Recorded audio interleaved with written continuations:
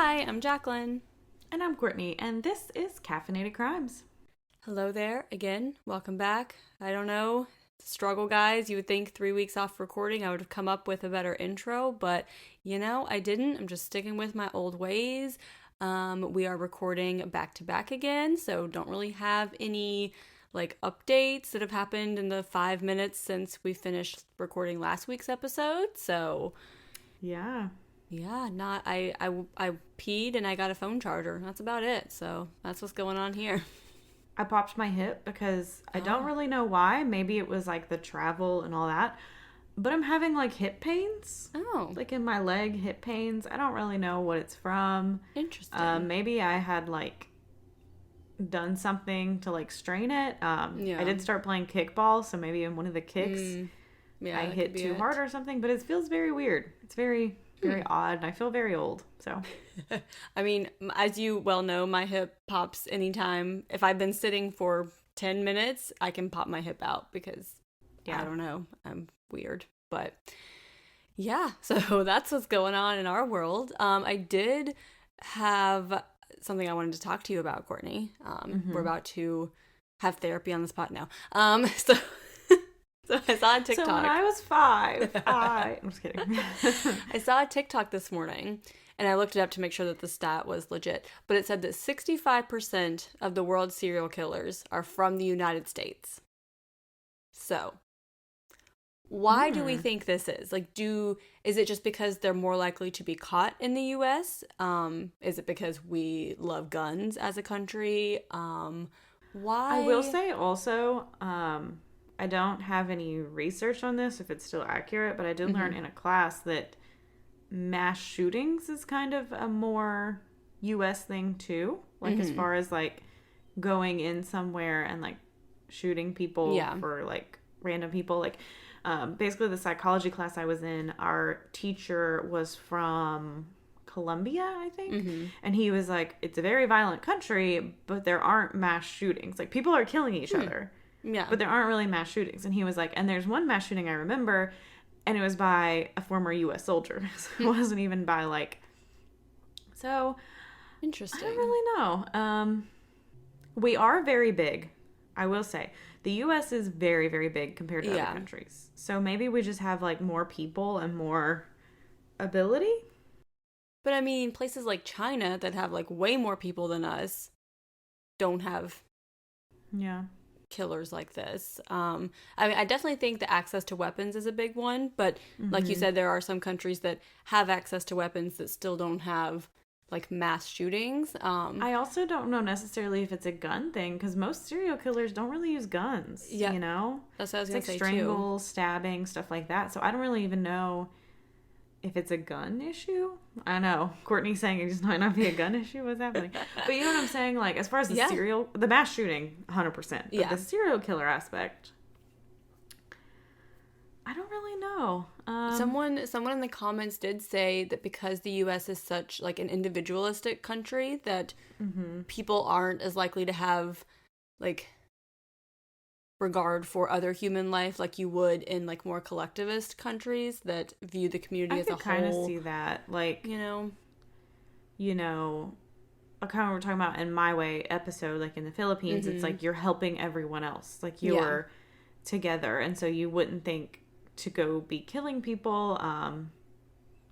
Also, it could be, even though the U.S. criminal justice system sucks as a whole, maybe we are significantly better than other countries and can actually put together that separate killings are connected. I mean, they have the funding, that's for sure. So they have the funding, but maybe we're just better at catching on with their serial killers and catching them. I also wonder too, because the United States is so big geographically, in other countries, obviously you can travel across Europe in the time it takes you to travel across one United States. I'm exaggerating, but you know what I mean?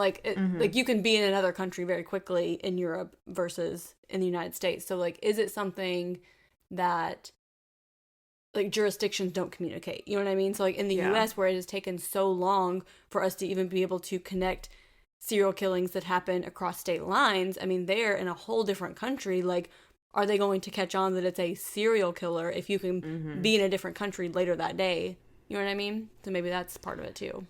I do wonder also because like China and India do have like a lot of people, but I also don't know like the poverty line, like how many people live in poverty. And if it's like I'm working 18, 19 hours, 7 days a week, I literally do not have time to go kill people. You I don't really know. That makes me wonder about like the economic standings of serial killers in the United States. Like, are they mostly like bored white men who have the time to think through something like this? Think of how much BTK would stalk his victims, how much time he spent. I mean, if you work like 6 a.m. to 9 p.m., like, I don't think you're going to go home and like stalk someone, you know? Like, I'm just going to go to bed because you're tired. Yeah. Yeah, you know what I mean? Like, and like Son of Sam, like, he worked at the post office and then had his nights to do whatever. And I do wonder, not only just like collectivist thinking, but is it just like these are like men with at least middle class, you know, who have time to go do this, where other countries, you know, like I was just in Hawaii and our tour bus driver was saying how the poverty line in Hawaii is $92,000. Wow. Because everything is so expensive there. Yeah. So he was like, I'm an accountant. My day job is I'm an accountant. And then at nights, I'm a tour guide on a bus. Wow. To make extra money. He's like, everyone has two jobs. Like everyone, you know, people you see like have their day job, their night job. Like literally an accountant, probably making good money. But like 92,000 is poverty line. If you make less than 92,000 a year, you're in poverty. That's crazy. Wow. Yeah. Yeah, so let us know what you guys think about this serial killer statistic. What you think the reasoning is behind it. What are we not thinking of? What did we miss? Let's have a discussion. Yeah, very interested. I'm sensing a Patreon episode in here somewhere where we can dive into some of these like serial killer statistics, and I think that would be like figure it out. Yeah. Yeah, and as far as like Europe too, I don't know. You know, like, and I also wonder, I don't really know the criminal justice system in China and India. Like, is it so strict that, like, because you might not get, like, a trial that you're like, I'm just not going to do anything wrong because they're going to, like, stone me in the street. I mean, I don't think that's happening in China or India. It might. I don't know. But I think of, like, Russia, where, you know, people were protesting the war and they were like, okay, your punishment's now you're in the army and you're going to go die. Like, you know, stuff like that where sometimes it's like, we don't really care how guilty or innocent you are. Like, it is like an extreme, you know. Or other countries are so good at criminal justice and investigating, they catch them before they kill more than 3 people. That could be it too. Yeah. So it's not that there's less killers. They just catch them before they become serial. It's not that the U.S. is better at catching them. It's that other places are better at catching them before they become serial killers. See? Could be. But I could see this also because, like these other countries are pretty small. So how many jurisdictions are there? Is the whole country just working together as a whole, having a good system going? And the fact that we struggle to talk county to county in the fucking U.S., these people get to kill more. Could be. I definitely think it has to do with the U.S.'s size. Yeah. I definitely think that. Because, like, Sam Little, like, you can just travel across the U.S. and it's hard to figure out, you know. But. Yeah, if you guys want to learn more about this, patreon.com/caffeinatedcrimes, we'll have something coming in probably like 3 months at this point because we got some stuff planned out. But, you know, be on the lookout for that. So we are going to dive into today's episode. Do want to give a trigger warning for a few child deaths. This is going to be another episode where we cover a lot of like short stories. So only a couple of them, but just want to let you know ahead of time that is coming. Sorry we're doing 2 weeks in a row child deaths. Yeah. Sorry about that. Poor planning on our part. Yeah. Whoops. At least this one's just a few of them, I guess. Does that make it better? But So as you can see from the title of this episode, if you look at that sort of thing, we are talking about deaths at Disney World. So Walt Disney World opened near Orlando, Florida on October 1st, 1971. The resort includes 4 theme parks: Magic Kingdom, Epcot, Hollywood Studios, and Animal Kingdom. There are also 2 water parks, 31 themed resort hotels, 9 non-Disney hotels, several golf courses, a camping resort, and other entertainment venues, including the outdoor shopping center Disney Springs. And while many think of Disney as the happiest place on earth, there have also been a number of tragedies at Disney World. So this first story, our sources were the Sun Sentinel and Snopes. So in February of 1999, 65-year-old custodian Raymond Barlow was cleaning the Skyway loading platform at Magic Kingdom. So the cable cars were switched on as the park opened. So a cable car that was like moving up somehow swept him off of this platform. So you have like, are you guys picturing this? Do you understand what I'm saying? Courtney's saying yes. So. I don't know. It's hard to explain. I'm just making sure I'm explaining it well. But he's on this platform cleaning. Here comes this cable car, and it like hits him. So he like hangs on. Some people said that he was like trying to climb inside of it to like protect himself. But he basically ended up holding on to the outside of this cable car for a minute before he had to let go, and he did fall to his death. So Barlow and his wife had moved to Florida after he retired from the Water and Parks Department in St. Paul, Minnesota, and Disney was fined $4,500 for violating federal safety procedures because Barlow was not supposed to be working in the area he was in. The ride was permanently closed in November of '99, but supposedly for other reasons. This next story came from the Daily Disney. So on April 1st, 2010, 9-year-old Chase Brubaker from Redington Beach was riding his bicycle with his friend when he ran into the side of a passing Disney bus at Disney's Fort Wilderness Resort and Campground. So there was a sidewalk but no curb, so he pulled out onto the street to cross the street and like ran into the middle of the bus. He was pulled under the bus's tires and pronounced dead at the scene. The bus driver had 30 years of experience and was not impaired at the time of the accident. And in October, Chase's family filed a $15,000 lawsuit with Disney World claiming that the park's road systems were to blame. So the lawsuit said that pedestrians must often step off the sidewalks onto the roads or unpaved wetlands to avoid other cyclists or pedestrians. The Florida Highway Patrol said that Chase's flat bicycle tire was to blame for the accident. Disney did settle out of court with the family in 2012 for an undisclosed amount. So, obviously, like, I was not there, I did not see how this went down, but I'm having a hard time understanding how Disney is to blame when your kid just went out in the middle of the street on his bike. Like, that just sounds like a tragic accident. Like, I mean, unless you're saying, like, if you're filing a lawsuit not for personal gain and just being like, I just want you to, like, make more sidewalks or make bigger crosswalks, you know, stuff like that. But suing for personal gain, I'm like, I don't know about that. Yeah. But I'm like, I mean, like, you just ran into a bus. I'm glad that the bus driver didn't get any, like, wasn't sued or anything, because I'm like, the trauma he's probably experiencing. Yeah, absolutely. Can you imagine? Like, ugh. The next one is from NickOrtizLaw.com. So later that year, on December 26th, 69-year-old Robert Kruger from Yarmouthport, Massachusetts, stepped in front of a Disney bus in the parking lot of the Port Orleans Resort. He was taken to the Orlando Regional Medical Center, where he died of his injuries, and the investigation did show that Robert was not in a crosswalk and did violate the bus's right-of-way. So twice in the same year, you have people being killed by buses at Disney World. Just crazy. Which is weird, because I think 2010 is around the time I went. And that hotel sounds familiar. But I didn't go in December. I was going to say, maybe you were there, Courtney. So we have some information from the Orlando Sentinel and the Orlando News.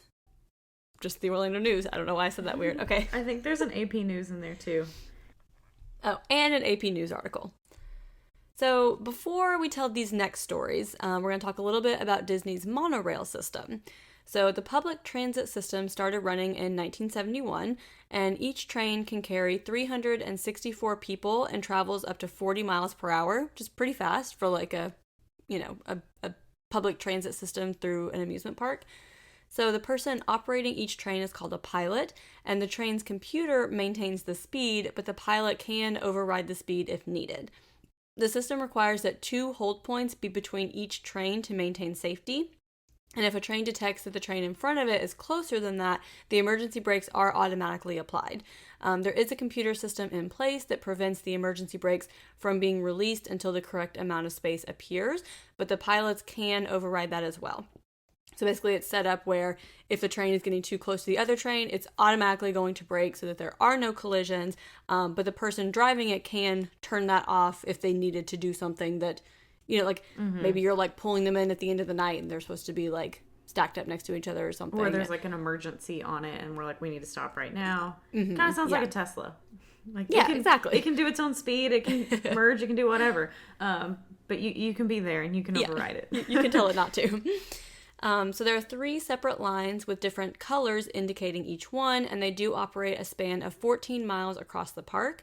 And approximately 150,000 people ride the trains each day, and safety tests are performed daily before the trains start operating. So on June 26, 1985, the rear car of the monorail caught fire while transporting passengers. It was just after 9 p.m. when the driver of a security vehicle noticed flames coming from the car.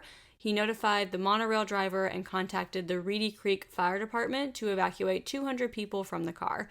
So in 1985, there were no fire detection systems or emergency exits on the monorail, and no evacuation procedures were in place. Which, I feel like that was so recently in the grand scheme of things, but I guess that wasn't a thing that was done as much then. I mean, it was the 80s, It's kind of free-for-all, 80s, a lot was happening. Yeah. So it was determined that the fire started from a flat tire dragging across a concrete beam. 7 passengers were treated at the hospital for smoke inhalation, but no one did die in this accident. And within 3 months of the accident, emergency panels were installed in the roof of the monorail. There were a few minor accidents on the monorails, but the first fatality occurred on July 5th, 2009, so after 37 years of operation. The park held fireworks for the 4th of July, so they closed at 1 a.m. on July 5th. Around 2 a.m., the monorails were still carrying guests out of the park, and it's hard to find information on exactly what happened because obviously Disney is very hush-hush about all of this. But it seems that the pilot of one of the trains was backing up to be able to switch to a different track. So I guess he had dropped some guests off and he was trying to move to get on another track to pick up more people from a different area. So he didn't realize that there was already a train on the track behind him. And he would have had to override the safety system in order to back up in the way that he did. So his train crashed into the train that was already on the track, killing the 21-year-old pilot, Austin Wannenberg.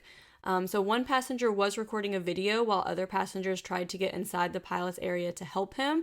And then you see a Disney employee tell him no cameras, and then the video shuts off. So the pilot that backed up was really upset, but he was not hurt. A few other passengers were checked out at the scene, but no one else required medical attention. The pilot, Austin Wannenberg, was a senior at Stetson University, where he was majoring in computer science. He worked in Sunset Attractions at Disney from July 2006 to September 2008, and had been working as a monorail pilot since October of 2008. He described his job as running the highway in the sky, and he liked video games, computer programming, and comedy. So the accident was investigated by the U.S. Occupational Safety and Health Administration, the Orange County Sheriff's Office, and the Transportation Communications Union. So the monorail pilot, an employee in the system's maintenance shop, and a transportation manager were all placed on paid leave. And other former monorail pilots came forward and said that the procedure used to move the train onto the other track was not previously approved. So they said that before you would have to move to the rear train to be able to back up. So when this happened, the pilot was in the front train, so he couldn't see anything behind him. Yeah. And so other pilots that worked there before were like, that's not how we used to do things. So apparently at some point in those years, the procedure changed. So of course, Disney would not comment on this procedure change, but other pilots said it was to speed up the process. So it took too long to move yourself from the front of the train to the back of the train, so they just started doing it without, which clearly is a recipe for a disaster because you can't see where your train's going. Like, yeah. And your train knows to stop if there's another train there, so you have to manually tell it to keep going. So since the pilot was in the front cabin, he did not have a view of what was behind him. And Disney did change their procedures after this and require pilots to move to the rear cabin to do this maneuver like they used to. So this unfortunate shortcut that Disney came up with did end up in the loss of this 21-year-old's life. That happens a lot with shortcuts. Yeah. There's a reason that the system's there, you know? Mm-hmm. Okay. On we go. Are you guys excited? Okay. So our article for this next one is the Gainesville Sun. On June 12th, 1982, 20-month-old Cassandra Losinski from Muscatine, Iowa, was riding on the tram into Disney World when the tram turned a corner and the little girl fell off. She was pronounced dead on the scene, and a newspaper article released the next day said the Florida Highway Patrol would investigate whether the girl died from the impact of the fall or if the tram had run her over, but no other information was ever released confirming or denying like what happened. Mm-hmm. I remember too, because Courtney and I grew up near Dollywood. Like my mom didn't let me ride on the outside of the tram until I was like 16, like driving myself to Dollywood. Anytime as a child, she always sat on the outside and like put me and my brother on the inside up until, like I said, I was like 16 years old. And she was like, okay, I guess you can sit there. Like you drove yourself here in your own car. Yes, if I'm not with you and you're sitting on the edge, I can't stop you. She's like, put someone else on the outside. But yeah, like I remember her like just being so, and I don't know if she knew this story or if it was just intuition for her to be like, no, don't sit on the outside, you know? Yeah. So articles for the next one are Associated Press, The Morning Call, Orlando Business Journal, and the LA Times. So 3 deaths happened during or immediately after riding rides in 2005 alone. Just this 1 year. Yeah. So in February, a 77-year-old woman died after riding Pirates of the Caribbean. An autopsy showed that she was in poor health and had died from natural causes. So that really sucks. Like you're 77, you're like, I'm gonna go ride this ride, and then oof. But like I guess if it was your time to go, I mean that's not a terrible way to go, you know? Yeah, that's true. Like you get one last ride. Like I guess. On April 30th, 30-year-old Ryan Norman rode the dinosaur ride at Disney's Animal Kingdom and then complained that he was not feeling well. He then lost consciousness. He died later at the hospital. So Ryan had a pacemaker, and the medical examiner didn't believe that the ride had caused his death because Ryan already had heart problems. So I guess they're like, it wasn't really the ride. It was kind of these previous health issues. Yeah. And then on June 13th, 4-year-old Dottie Baimuwaimi, I'm really sorry, from Pennsylvania, died after riding Epcot's Mission Space. So his body did become rigid during the ride, and after it ended, his mother Agnes noticed he was unconscious. So Agnes carried him to a nearby bench and called out for help. So Disney employees did call 911, but they thought like the boy had just passed out.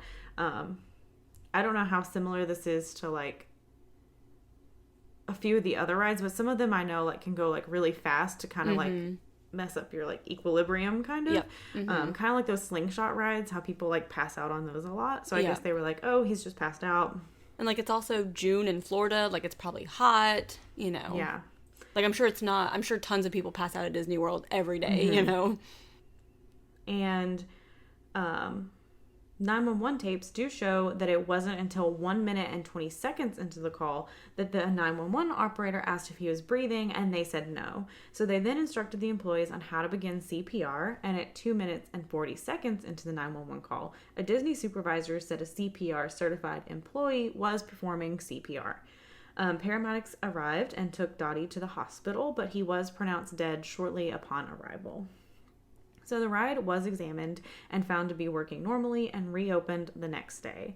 So Mission Space is a centrifuge ride with G-forces that uses visual, audio, and sensory effects to simulate a rocket ship taking off.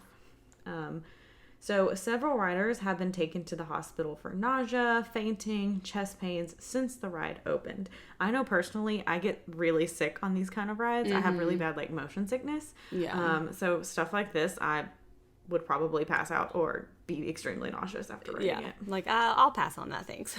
Yeah. Entertainment Technology, which is the company that built Mission Space, sued Walt Disney Imagineering in 2003 and claimed that Disney would not allow them to complete safety testing, and Disney would not provide documents proving that the ride was safe. So they were like, once we built this, they like took it over. They wouldn't let us do testing. They won't provide documents. I mean, that's also a liability for them if they created it. So I can see why they're like, hello, like we need to make sure this is safe. Yeah. So Disney said that Entertainment Technology was only suing them in an attempt to get access to trade secrets. So they ended up countersuing, saying that Entertainment Technology didn't hold up their end of the contract. So now we got like just going back and forth. So the case was finally settled in 2009.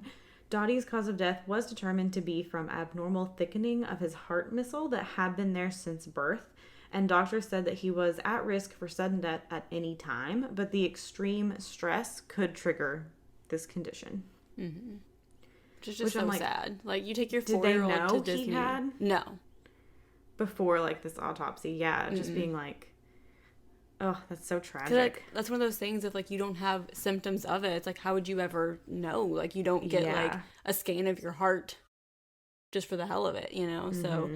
So sad that it's like you had no idea. If you knew that, you could like prevent it by like doing certain things, but like I said, like he could have died suddenly from like any reason, you know. So sad. In November of 2007, 63-year-old Karen Price was working the primeval whirl at Animal Kingdom when she stepped into a restricted area and was hit by a moving car. So she fell off the platform and suffered a severe brain injury, which she died from 5 days later. Following the incident, federal investigators charged Disney World with 5 violations and fined them a total of $21,500, and only one citation was being related to the accident, and that was that both sides of the ride lacked machine guarding, like, that would have prevented the accident. Like, there should be something there that, like, should prevent someone from ever getting hit with a car. So even if someone was in an area that was prohibited while like the ride was in motion, so if they put it there, like even if you go into a restricted section when you're not supposed to, you still like won't get hit. Like, there's still no way for that to happen. How is this not there? Because I mean, I've seen people like lose control of their kids and stuff like that, where they just like run off. Exactly. You know. Again, one of those things where it's like, how did this not exist before? So, other violations included supports sticking out of the ground that employees could trip on, stairs that were not uniform and therefore a tripping hazard, not providing a handrail on the stairs that had already been cited in July and not fixed, and not providing certain records within 4 days. Sensors were also then added to the ride that would immediately stop the cars if a person was in like a detected area, which again, great thing, why didn't it exist? Why didn't this exist before? Glad it does now to prevent this from happening again, but crazy that things like this have to happen before people had those thoughts of like, oh, this is something we should have done. You think? And like my thing is too, a lot of times like restricted sections, it's like, well, if you're working, I assume workers can go back there. Yeah. You know, like what if something happens and you need to go back there? You know what I mean? Like restricted to me usually means like employees only, not nobody ever. I think what they said was that she was like helping someone with their seatbelt. So like she was like, it was restricted in that employees weren't allowed to go in there when the ride was in action, but she stepped in to help someone with their seatbelt. Gotcha. Yeah. So the next one, we're using a Courthouse News article. And on March 13th, 2011, 52-year-old Russell Roscoe was doing maintenance work on the primeval whirl when he was hit by a moving car and killed. So we got a double offender here. Yeah. So they were testing the brakes, and another worker called out that a car was being released and immediately released it without waiting for confirmation that everyone was out of the way. That's not I feel like that's the first step here. Yeah. So the speaker near Roscoe wasn't working, so he didn't hear the announcement. Some of Roscoe's organs were able to be donated, and he left behind his wife, 2 daughters, and 5 grandchildren. Disney was found to be at fault and fined $21,000, which, yeah, like, first off, like, you just let this go. The thing wasn't working. Like, there's a lot happening here. You guys make enough money. You make enough money. You can fix these things. That's like these fines too. It's like $21,000. That's nothing to Disney World. That is literally nothing. They make that off one family for right? one day, probably. Seriously. Anyway.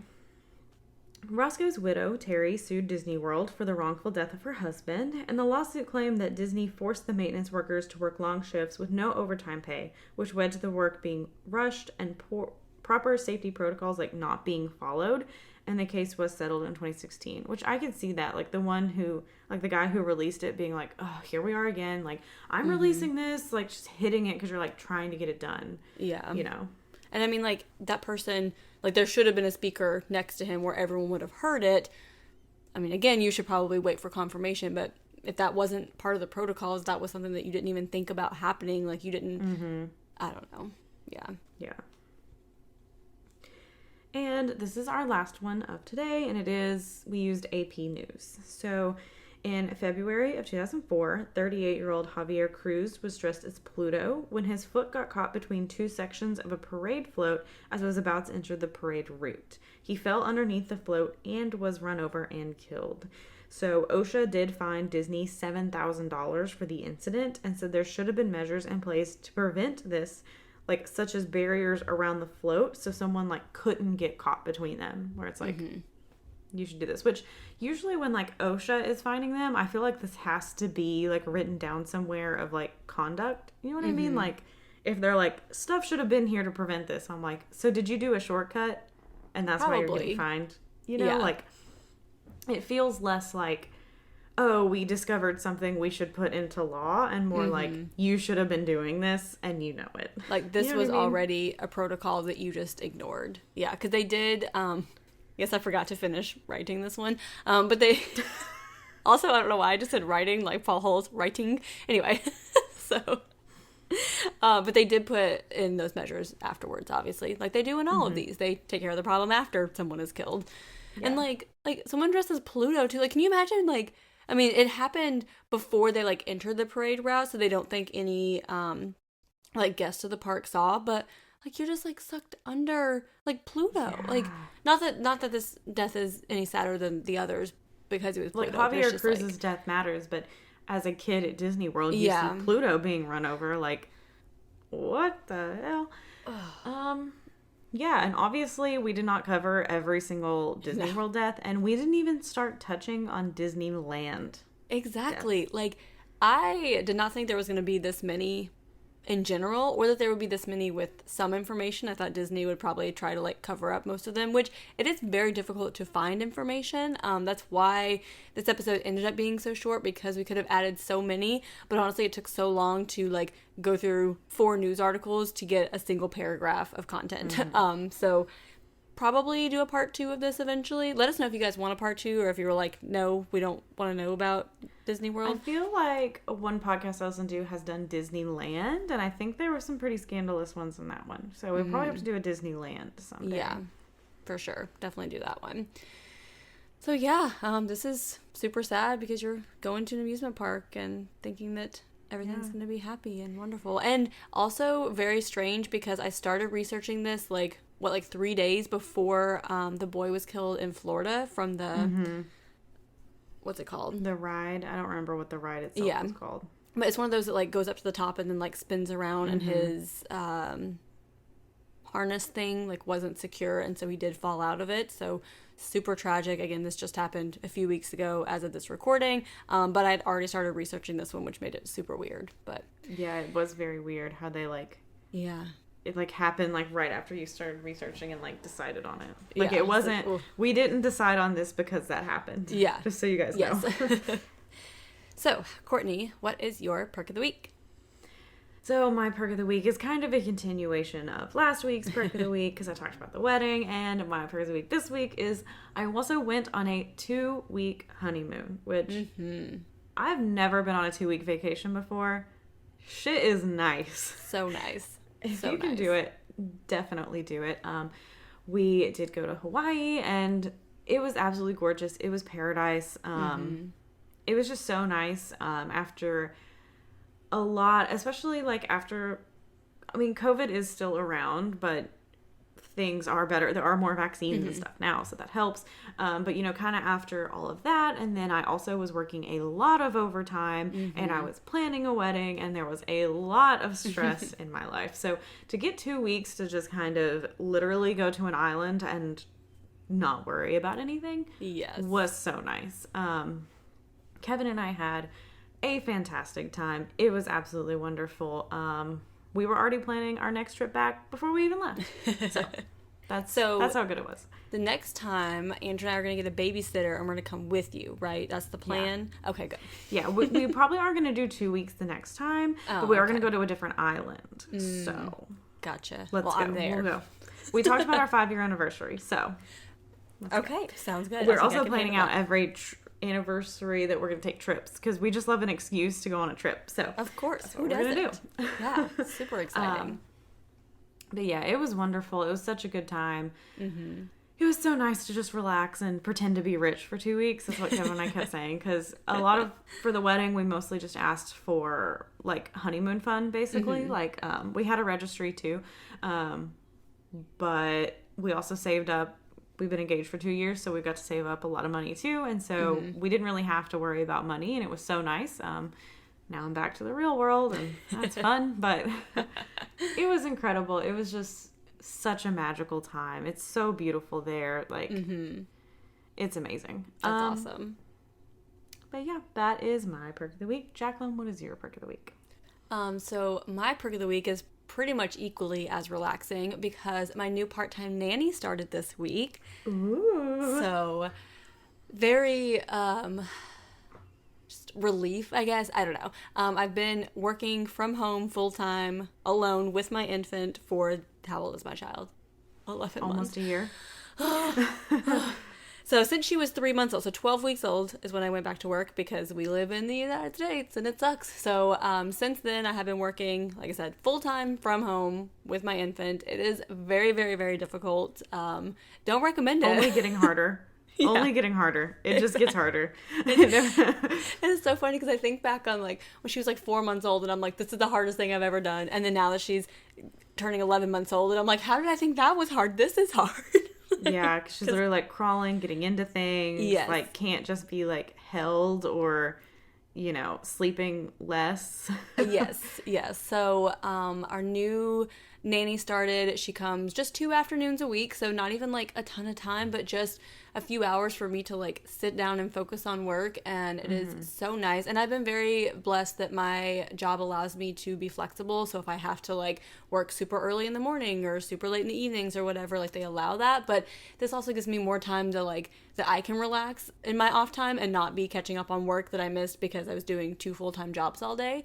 So the first day was a little iffy. Millie was kind of hesitant about a new person in her life, because she's a pandemic baby and has spent the last year with just us pretty much. But the second day was a lot better. The handoff went really smoothly, and she played with her and she had fun, and it was nice to be able to focus on what needed to get done, and then have more time that evening to do stuff that I wanted to do. And she also does some housekeeping while Millie is napping, so that is really nice too. So I don't have to... Oh, that's so sweet. Yeah, so I don't have to fold my laundry at the end of the day, and she like vacuums and does my lunch dishes. She cleaned the litter box. Wow. Yeah, that's amazing. Because she asked me, like, do you have anything that you want me to do? And I'm like, oh, like, if you don't mind, there's like a load of laundry and these like 4 dishes, you know. And then so I hear her like piddling around in my kitchen. I hear her like cleaning the counters and stuff. And then she comes in with a little like grocery bag, and she's like, if I were to clean the litter box, is this what you would use? And I was like, oh my gosh, you don't have to clean the litter box. And she's like, I mean, you're paying me to be here, like I might as well do something. And I'm like, I mean, okay. Like, so that is nice. And like she offered too and stuff. Yes. So. Yeah. So that has been very nice, much relief. Andrew's like, why didn't we do this months ago? I don't know, because I'm stubborn and cheap. So, you know, but here we are, and it's a glorious place to be. So yeah, and especially, I mean, she is getting older. She's into more things. Like, it's only gonna get harder. Like, and also when she's walking, like that's just, it's gonna, you know. We're doomed. But it's also really nice too, for her to be able to interact with other people, because we do live so far away from everyone that we know. You know, like she doesn't get dropped off to hang out with her grandparents for the day or whatever. So for her to be able to interact with someone that's not me, I feel like is really good for her to have that experience, and for the future for her to be able to be more comfortable with other people. I did see a TikTok, and again, I don't know if this is like a pandemic baby thing. I guess if you had a baby like before the pandemic around this age, but they were saying also like their baby at around 10 months just suddenly kind of was like, I don't want anyone else but my parents. Kind of like stranger danger, like no. Yep. Mm-hmm. So I guess that's kind of like a common trend of like once you hit age. But I was like, I don't know if that's like because their baby was also born like just after you had yours. So it's like, is this a pandemic baby thing or is this an every baby thing? Yeah, it usually happens between like 8 and 11 months is when that like, because people get past like a certain point and they're like, oh, like my baby loves everyone, my baby's fine. And all of a sudden it's like, nope, you're not mom. I don't want you. Yeah. So yeah, at Courtney's wedding, actually, she did really well until I went to give my maid of honor speech, and then Andrew had to take her away because she was crying because I was right there, but she couldn't like be with me. So he's he's like, I guess your speech was good. I don't know. I was in the parking lot because he had to leave with Millie. Did anyone record your speech? Do you know? I don't know. I don't think so. I haven't seen it. If anyone did, dang. I wish someone did. Oh my gosh. Okay, I gotta tell a funny story. I don't mean to cut off your perk of the week, but no, that was it. I was done. So Jaclyn had this like beautiful, amazing maid of honor speech. I did not cry at all during my wedding until Jaclyn had her speech, and then Sean, my new brother-in-law, he didn't write anything down. He was like just planning to go up there, like roast Kevin a little bit, and he was like. He was like talking about it the next day, and he was like, she had the speech and she was like fucking quoting Sex in the City, and I was like, God damn it. And he was like sitting there like panicking, and then I don't know if you heard, but during your speech his girlfriend's chair broke. I saw, because she was like right in my line of sight, and I was like, I didn't know what to do, because I'm like, do I like, are you okay? Do I acknowledge it? Do I laugh? And he said, I was sitting there freaking out. Her chair fucking breaks. And I'm like, what else can go wrong right now? And he basically just kind of panicked and said like 2 sentences and then just walked away for his speech and was like, it was such a bust. It was such a bust. But it was I thought it was hilarious personally, but. Because like Andrew was like, because he got up there and he's like, just Kevin can do better, or Courtney can do better. And then he's like gone, and Andrew's like, was that the end of his speech? What just happened? Yeah, because he was like, but like the whole time he's been talking about how he has this stuff planned and he was going to do all this stuff and he was going to roast us, and people were saying he couldn't roast me, and I was like, it's fine, like that's how you guys show love, I don't care, like all this. And he was like, I just froze. He's like, I froze. I just nope, I couldn't do it. And it was hilarious because he put the mic down and the DJ was just like, hit song. He's like, okay, let's start this.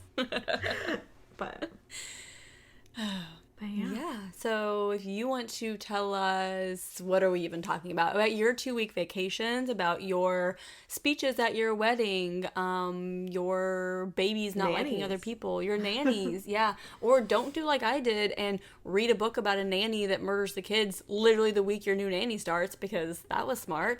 At least you're like at home with her too. Yes. You know what I mean? Like that kind of helps that you're not like just leaving. Yeah, that definitely makes me feel more secure, and try not to, like, I try to put in headphones and actually focus instead of like, what are they doing? But I do some of that too. But yeah, tell us all those things on Instagram at Caffeinated Crimes Pod, on Twitter at CAF Crimes Pod, that's CAFF Crimes Pod. We are on Facebook at Caffeinated Crimes Podcast. We are on Twitter at CAF Crimes Pod. You can check us out on YouTube at Caffeinated Crimes Podcast, or TikTok at Caffeinated Crimes. And if you feel so inclined, you could get a pin and a sticker, you could get Google Hangouts, you could get the Discord access, quarterly gifts. I mean, just a bunch of different perks. Bonus episodes. I mean, that's the biggest one. How did I forget that? We have quite a few at this point. I don't really know how many. But anyway, and we have more coming out. We try to aim for one every month. So you can get all these perks for as low as $3 a month, up to $20. You can pick and choose whichever you want. If you have any ideas of something that would be included in Patreon that would make you sign up, let us know, because we could probably add it depending. But that is patreon.com/caffeinatedcrimes. So yeah, if you feel so inclined, send a little money our way, get a little extra perks. We would be greatly appreciative. Also, I don't think we announced on the podcast yet. We did on Instagram, but we were one of the winners of the sponsorship contest that we applied to. So Courtney and I won some money to put towards the podcast. So super exciting. Haven't figured out what we're going to do with it yet, but we got some plans in the works of things that we can do to improve on this podcast. So yeah, so thank you to everyone who took the time to write a letter and say what we mean to you guys, because y'all helped us win some money. So thank you. And it does seem like they genuinely like went through and read the letters too. Like it wasn't random. Like it does seem like it was based off of like what people said. So yeah. Thank you guys so much for that. We really appreciate it. And we're just going to keep doing things. We're back. We're better than ever. Maybe these past 2 weeks might have been a little, we're a little rusty, but we're getting there. So yes. But in the meantime, go have a cup of coffee. And don't commit a crime.